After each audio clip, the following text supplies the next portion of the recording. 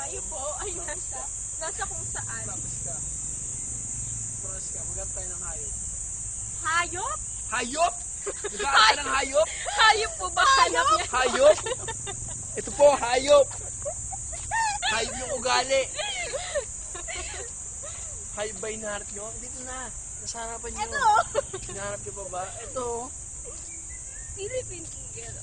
Owl. So, ahas. Asan yung ahas?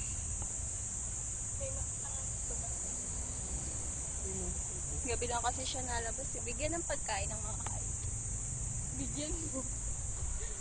Hindi na pagkain. So pagkain, hindi ka? Picture. Oh, picture. At tayo po ay papalabas na. Pag ano naman siguro. Pagod.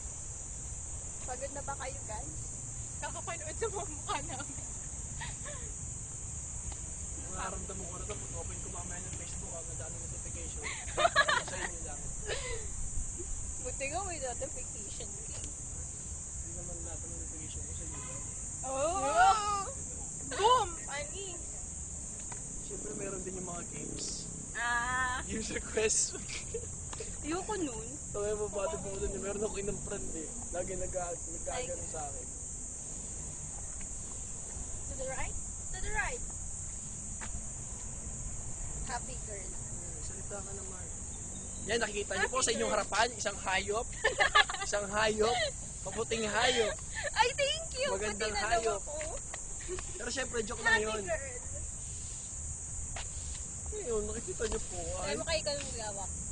Nakakalata na ako sa iyo. Bakit? Muscle man nakalaki, compare mo naman sa braso namin. Uy! Ayun po, nakikita niyo po, iba-ibang klase ng hayop. Dito sa kaliwa, makikita niyo po, isang hayop na malaki ang bintik. Asset ko yun. At dito sa kanan naman, isang hayop na malaki ang legs. Sa mama. At dito sa inyong harapan, ang inyong lingkod, Yeah! ang hayop na malaki ang muscle. Yeah! Ew. Tuko dyan. Ito, parrot, small bird. Lungsod ng kalikat. Kakatakot kasi dito lang magpupupo. Ayun po mga kaibigan, pinapasok po natin ang isang hindi ko alam. Nara. Yung pala yung Nara. Woo! Pag ito na lang, no? Ay, nakita, oh.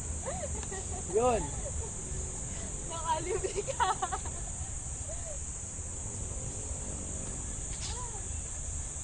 Sa mga ahas, Jeka. Walang ahas dito kasi nasa ano na. Meron. Go back. Tingnan mo siya.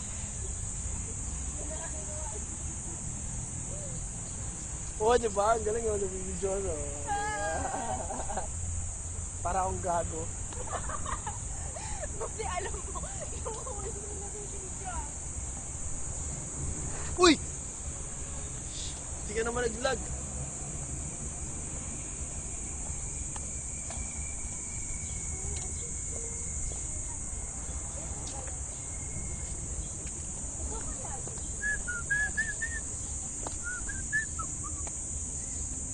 Ayoko na maro.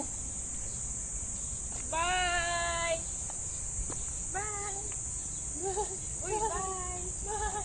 Ito yung hayop. Ako budoy.